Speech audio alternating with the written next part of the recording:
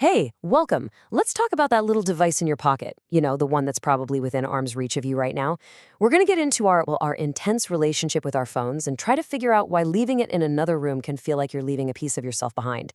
All right, let's just dive right in. Just take a second and let that one sink in. It's a pretty powerful idea, isn't it? This quote completely reframes a feeling that, let's be honest, most of us know really, really well. It's saying that knee-jerk anxiety you feel, it might not just be a bad habit. It could be a sign of something way deeper, a skill that maybe we've lost, or maybe never even got the chance to build in the first place. Oh, you know the feeling, that mini heart attack when you pat your pocket and nothing? The frantic search around you, and then that huge wave of relief when you finally find it. See, this isn't just a small inconvenience, is it? For so many of us, it's a gut-level physical reaction. It's a panic that feels totally out of proportion to the situation. And today, we're going to figure out why. So let's just push aside that easy label of addiction for a minute. The real idea here is that our phones have become our go-to tool for managing ourselves. The second we feel even a tiny bit of boredom or anxiety or just some unease, what do?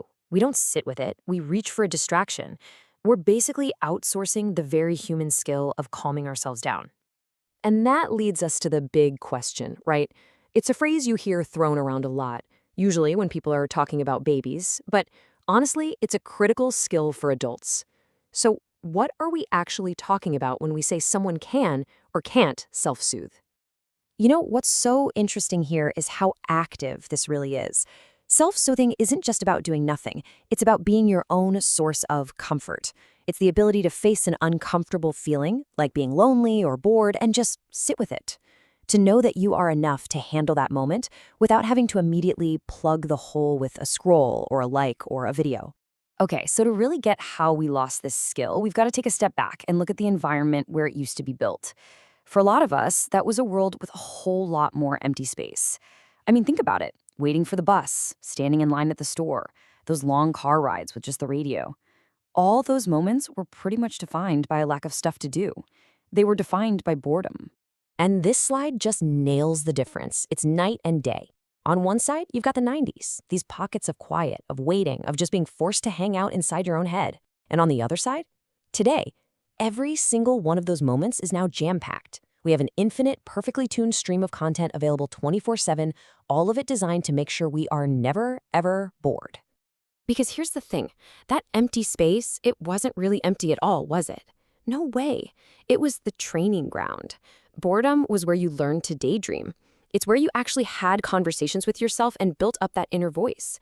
It's where you had to get creative just to figure out how to not be bored.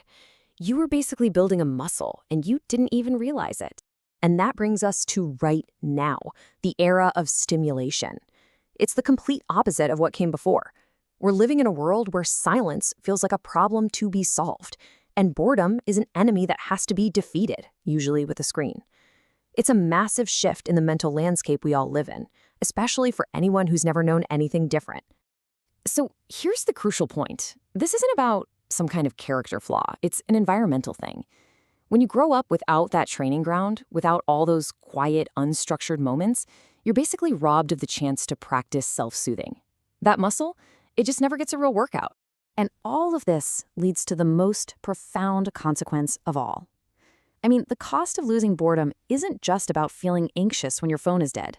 No, it goes much, much deeper than that. It goes right to the very core of who we are. This right here is the heart of it all. Why?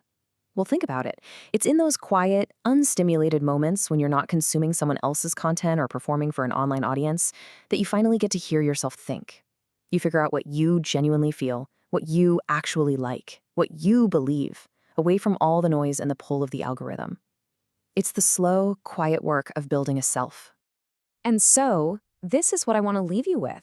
It's a pretty provocative question, for sure, and it's one that's worth sitting with for a while. Maybe, in a quiet moment with your phone in the other room.